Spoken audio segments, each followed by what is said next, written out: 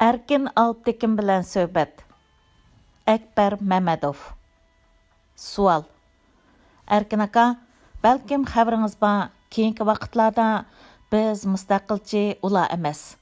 Ular mustaqillik so'zini og'ziga olmaydi, biz mustaqillik talab qilamiz. Ular avtonomiya va o'z taqdirini o'z belgilash huquqini talab qiladi. Aysa Alptekin bilan balasi Erkin kitob yozib, qurolliq mujodil qilishni hech o'ylamabdi. Hech bir yerdan qurol talab qilmabdi.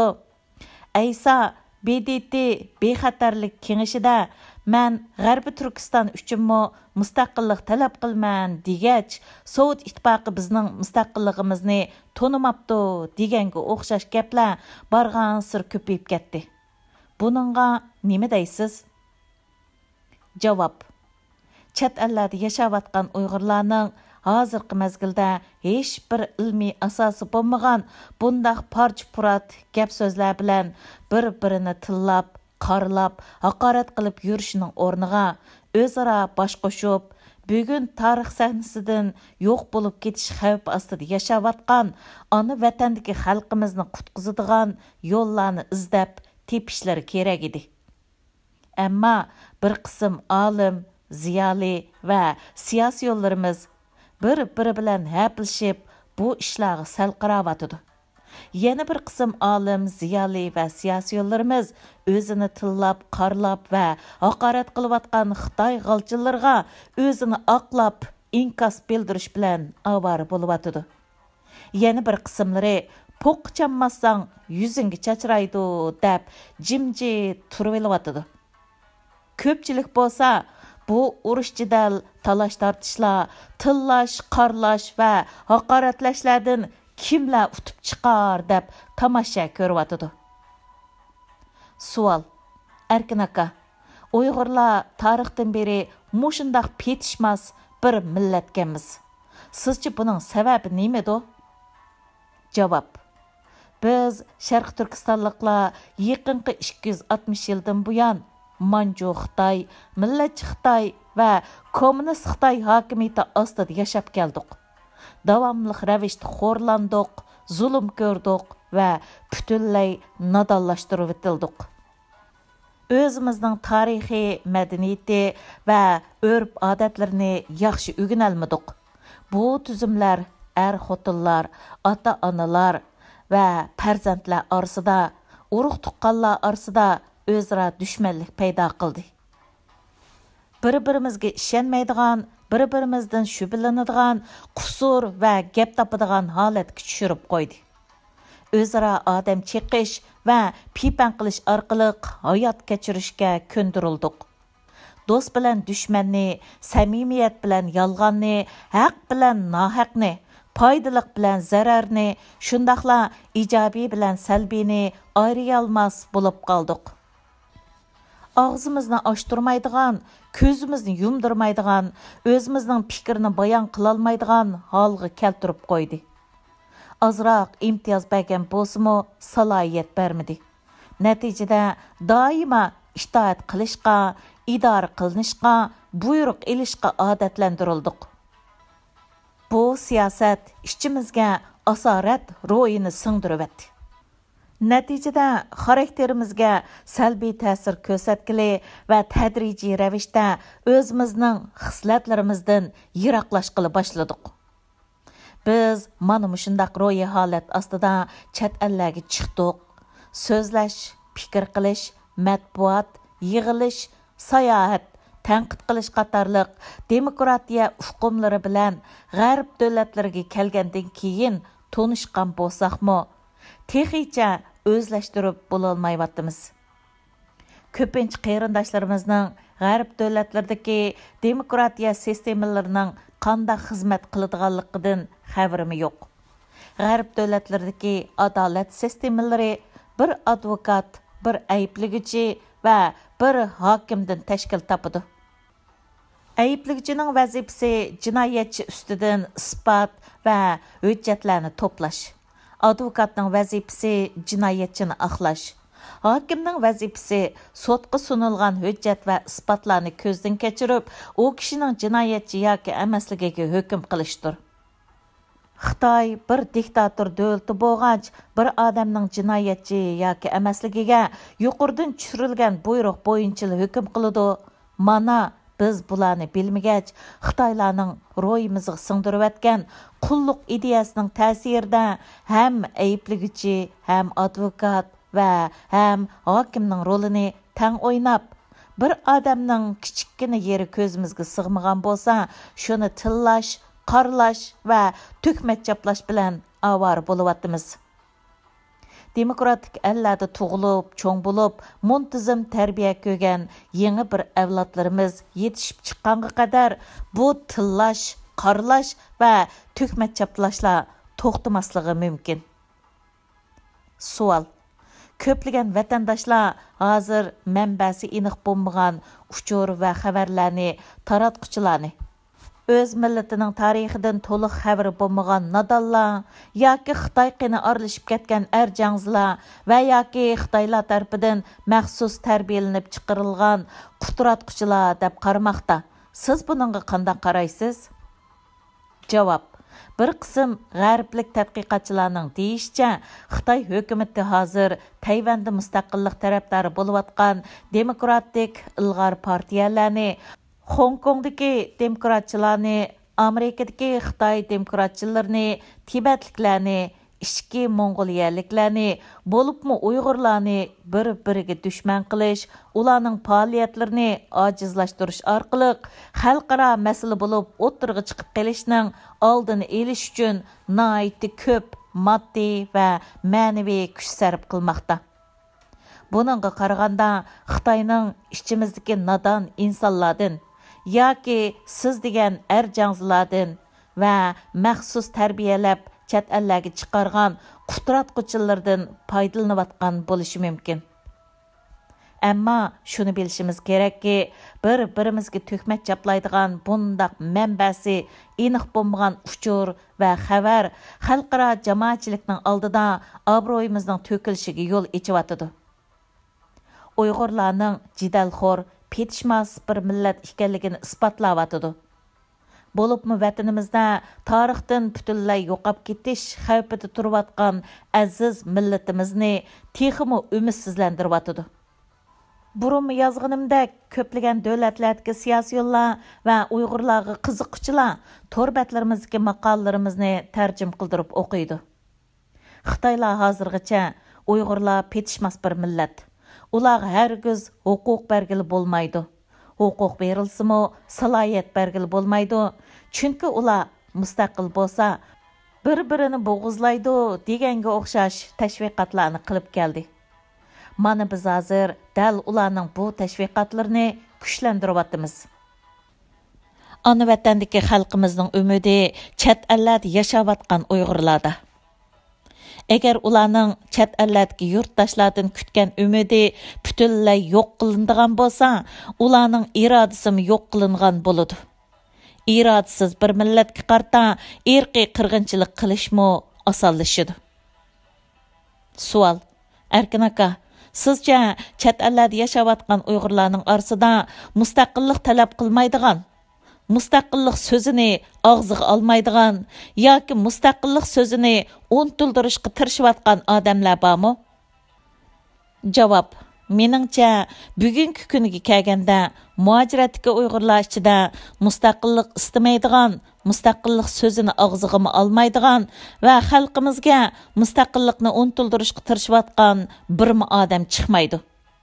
Chiqib qolgan taqdirdami millat ularni tükrüklərə kömüb etidi.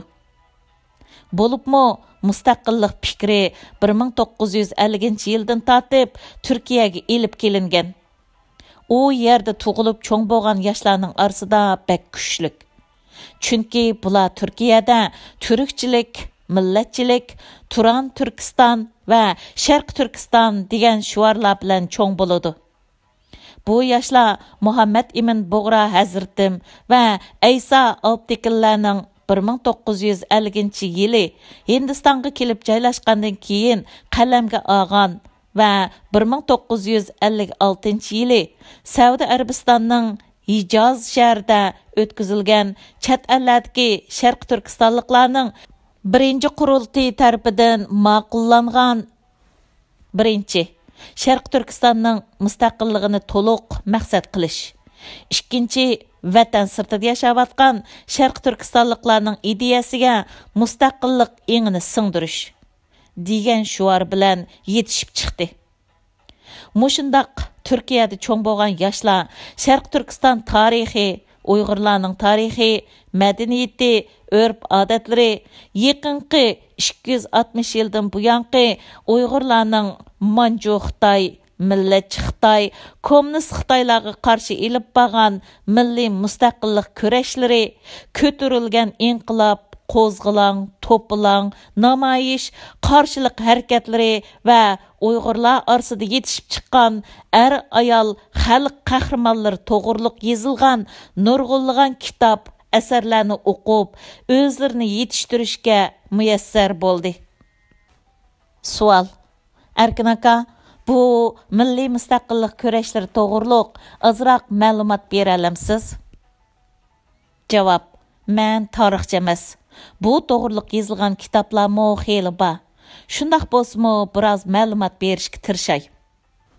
Tarixiy kitoblarda Sharq Turkiston xalqining Manju Xitoy istilosiga duch kelgan 1760-yildan buyon 400 qitimdan ortiq inqilob va qarshilik ko'zatish harakatlarini ilib borganligi, bu inqiloblarda 2,5 million Uyg'urning shahid bo'lganligi va 500 ming Uyg'urning 6 shahardan iliga palanganligi va bularning Sharq Turkistonni saqlab turadigan 100 ming Manju Xitoy askarlarini ochlik bilan ta'minlash uchun dehqonchilikqa selinganligi yozilgan. Xitoy tarixchilari bo'lsa, Sharq Turkistonliklarni har 30 yilda cho'ng va har 10 yilda kichik qo'zg'alon ko'targan isyonkor deb tasvirlagan. Buningga misol qilib 1819-yildagi Uchturpan inqilobi, 1824-yildagi Jahongir G'o'ja inqilobi, 1828-yildagi Muhammad Yusuf G'o'ja inqilobi, 1845-yildagi Muhammad Emin Katta inqilobi, 1855-yildagi Valixon To'ri inqilobi, 1862-yildagi Davud Xalifa inqilobi, 1863-yildagi Rashid Xon inqilobi, yana 1863-yildagi Qog'liq, Qashqar, Xotan, Yakan, Ili, Urumchi va Cho'chaklardagi Abdulla Beg, Sidiq Bug'ra Beg, Habibulla G'o'ja va Muhammad Ali Beg, Abu Ala Xudoyqul o'g'li, Davud Xalpa, Imom Muhammad boshchiligidagi inqiloblarni ko'rsatish mumkin. Bu inqiloblarning natijasida 1863-yili Qashqarda Yaqub Beg badavlat boshchiligida bir davlat qurildi. 1930-yillarda Sharq Turkistonning Qumul, Turpan, Aqsu, Kucha, Qashqar, Yakan, Xotan qatorliq cho'ng shaharlarda ko'tarilgan inqiloblar natijasida 1933-yili Qashqarda mustaqil Sharq Turkiston Jumhuriyati qurildi. 1944-yili Ilining Nil qinoyasida ko'tarilgan inqiloblarning natijasida Ili, Altay va Tarbag'day viloyatlarini o'z ichiga olgan mustaqil Sharq Turkiston Jumhuriyati qurildi. Buningga o'xshash mustaqillik kurashlari Sharq Turkiston kommunist Xitoylar tarafidan ishg'ol qilingan 1949-yildan tortib hozirgacha davomlashib kelmoqda.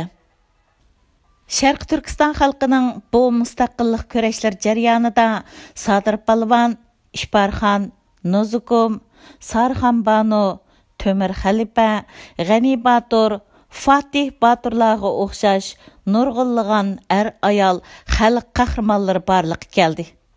Xalqimiz bu qahramonlarga bo'lgan minnatdorligini shu misralar bilan ifodalagan. Ömrünün 58 yılını milliy mustaqillik ko'rishi bilan o'tkazgan Sadir Palvon to'g'riliq. Tağmı tağ urushib yurib, putlarim yig'ir bo'ldi. Shalvini kavab qilsam, bir tatliq beg'ir bo'ldi. Yağmulning yog'ochlari egiz qarg'ay changza, yağmuldan qechib chiqqan sodir o'zi xo'xanza. Yağmulda tola yetib beshim bir quchoq bo'ldi, men yağmulni tashganda qovurg'am pichoq bo'ldi. G'ani Batur to'g'riliq. Qazallar qaynab taşqan, Xitaylar haddidan aşqan, G'ani Batur kirib kelsa, haram baqqa qarab qaçqan. Ili yo'li hayvatlik, ichgan suyi sharbatlik. Din alimi, inqilobchi, tarixchi, siyosiyon bo'lgan ulug' liderimizdan Muhammad Emin Bug'ra Hazratim Dünya tarixida Sharqi Turkiston xalqiga o'xshash mustaqilligi uchun kurash elib borgan boshqa bir millat yo'q deydi. Butun tarixiy mustaqillik ko'rishi, inqilob, qo'zg'alang, to'plang, qarshilik ko'zitish va namoyishlar bilan o'tgan bir millatning avlodlarining amdi. Mustaqillik istaydi, istamaydi. Ağzıga almaydı, unutildirishga tirishibotidi deganga o'xshash so'zlar bilan bir-birini tillab, qarlab, haqorat qilishi jaholatdan boshqa bir narsa emas. Ammo mening uzun yillik tajribamga asoslanganda o'zini eng ko'p men millatchi deb bayroqni ko'tarib oldingi saflarga o'tib oladigan odamlardan qo'rqaman. Bular mush yo'l bilan millatning beshini qaydirib, xato yo'llarga boshlaydi yoki millatning ishonchiga ega bo'lib olib, asta-asta xiyonatga boshlaydi. Chunki davosiga xiyonat qiladigan har odam hech qachon men mustaqilchi emas deb o'ttirg'i chiqmaydi. Savol: Erkin aka, mustaqillik sizga nimani ifoda qiladi? Javob: Mustaqillik bir g'oyadir. Bu g'oya bizga o'xshash asr bir millatning oxirgi nishonidir. Bu g'oyani tilda emas, dilda yoshitish kerak. Bu g'oya eg'izda chaynab yuradigan seg'iz emas. Bu g'oya o'zimizning bahosini o'stirish maqsadida bozorda elib setiladigan bir molmi emas. Bu g'oya hech kimning monopoliyasidimi emas. Agar mustaqillik shuarini to'lab yurib, Sharq Turkistonni ozod qilish mumkin bo'lsa edi, hozirgacha Sharq Turkiston 1000 qatim ozod bo'lib ketadi. Shundaq bo'lsa-mo, shaxsan men shuar to'lab Sharq Turkistonni ozod qilaman deganlarga hargiz qarshi emasman. Ammo men shuar to'lash o'rniga bo'libmi g'arb davlatlarida tug'ilib cho'ng bo'layotgan avlodlarimizni mustaqillik fikri bilan tarbiyalashga ahamiyat bersak, texmi foydali ish qilgan bo'lamiz degan fikrda. Chunki boshqalarni mustaqilchi emas deb qarlab, kelajakda Sharq Turkiston davosining bayroqdorlari bo'ladigan avlodlarimizni mustaqillik engi bilan yetishtirib olmasak, buning hisobini qiyomatda hargiz bera olmaymiz. Hozir yoshlarimizdan inglizcha yozilayotgan Uyg'ur degan nima? Biz azaldan musulmonmidiq. Tarixda Uyg'urlar boshqa dillarni mo qabul qilganmi? Bu dillar qaysilardan iborat bo'lgan? Uyg'ur tili qaysi til guruhiga kiradi? Uyg'ur yoshlarining dastlab qiladigan ishlari nimalardan iborat bo'lish kerak deganga o'xshash nihoyatda ko'p savollar kelyotidi. Demak, chet ellarda tug'ilib cho'ng bo'layotgan bu yoshlarni bizning o'zaro jidallarimiz hech qiziqtirolmaydi. Savol: Erkin aka, Sharq Turkistonning mustaqilligi Alloh taolo uchun oson bo'lsa-mo, biz bandalar uchun nihoyat qiyindek ko'rindi. Biz mustaqilligimizni qanday qo'lga keltira olamiz? Sizning bu xususdagi fikringiz nima? Javob: Allohdan hech qanday umidimizni uzmasligimiz lozim. Ammo Alloh taolo o'ziga yordam qilganlarga texmi ko'p yordam qiladi. Men buningga ishonaman. Ammo mustaqillik berilmaydi, elinadi. Xitoy hech qachonda o'zligidan Sharq Turkiston xalqiga mustaqilligini bermaydi. Agar Xitoy davlati, Angliya imperiyasi, Sovet ittifoqi va burunqi Yugoslaviyaga o'xshash o'zligidan parchalanmasa, mustaqilligimizni qo'limizga keltirishimiz uchun yana o'tmish tariximizda bo'lgandek, buningdan keyinmi qurolliq kurash qilishimizga to'g'ri keladi. Bu qurolliq kurashni elib berishimiz uchun chet ellarda yashayotgan vatandoshlarimiz ona vatanga qaytishi lozim. Chunki chet ellarda uxlab, jo'ylab qopib, mustaqillik deb vaqirab qo'yib, Sharq Turkistonni ozod qilg'il bo'lmaydi. Agar Markaziy Osiyo Jumhuriyatlarida, Turkiyada, har qaysi Yevropa davlatlarida yoki Amerikada yashab turib, Sharq Turkistonni mustaqillikka erishtirman deb qo'limizga tapancha, miltiq va bombani ko'tarib ko'chaga chiqsak, Maguy sarang bo'lib qapti deb sarangxonaga palaydi. Ya terrorist deb tutib solaydi va yoki o'ltirdi. Shundaq bo'lgan ekan, qurolliq kurash uchun ona vatanga qaytishimiz kerak. Ammo har qurolliq kurashning chet ellarda Sharq Turkiston davosini dunyo jamoatchiligiga anglata oladigan, ularning yor yo'lkiga ega bo'la oladigan kerakli tadbir choralarni elish orqali ona vatandagi qarindoshlarimizning qurolliq kurashiga hassa qo'sha oladigan kuchli bir lobbisi bo'lishi kerak. Chunki milliy mustaqillik kurashi faqat qurolliq kurash bilan cheklanib qolmaydi.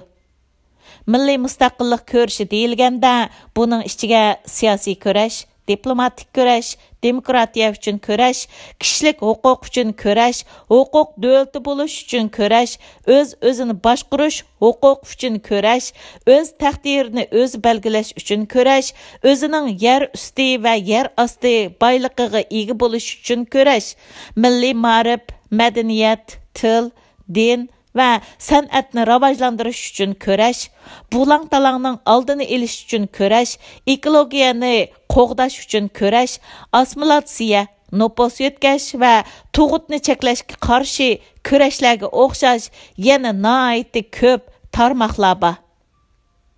Bularning hammasi mustaqillik kurashning ichiga kirdi. Bularning hammasini ko'tarmay turib, mustaqil bo'g'ilib bo'lmaydi. Savol: Erkin aka, yuqorida ifoda qilib o'tganingizdek, Sharq Turkiston xalqi jinini tikib, qinini to'kib, shahidlar berib, har turli qiyinchiliklarga ko'krak kerib, yaqinqi 260 yildan buyon qurolliq qo'zg'olonlarni uzildirmagan bo'lsa-mu? Ammo to'kilgan bu qonlar, berilgan qurbonliklar, qilingan fidokorliklarga qaramay, hozirgacha hech bir natija bermadi. Sizcha bundan keyin elib beriladigan qurolliq kurashni utuqqa erishtirishning yo'llari nimalardan iborat bo'lishi kerak? Javob: Men bu sohada bir mutaxassis emas. Ammo o'z vaqtida ko'rishgan ba'zi mutaxassislarning menga qilgan tavsiyalarini so'zlab beray. Birinchi, o'tmishda uchragan mag'lubiyatinglarning sababini ilmiy ravishda tadqiq qilib, yo'lga chiqishinglar kerak. Ikkinchi, dushmaninglarning hozir dunyoda egallagan o'rni, siyosiy, iqtisodiy va askariy kuchini nazarda tutishinglar kerak. Uchinchi, sizlarga bir askariy baza kerak. Sharq Turkistonga qo'shni bo'lgan qaysi davlatlar sizlarga askariy baza qurishga ijozat beradi? To'rtinchi, qurol-yarog', o'q-dori va urushga kerakli boshqa narsalar bilan qanday ta'minlaysizlar?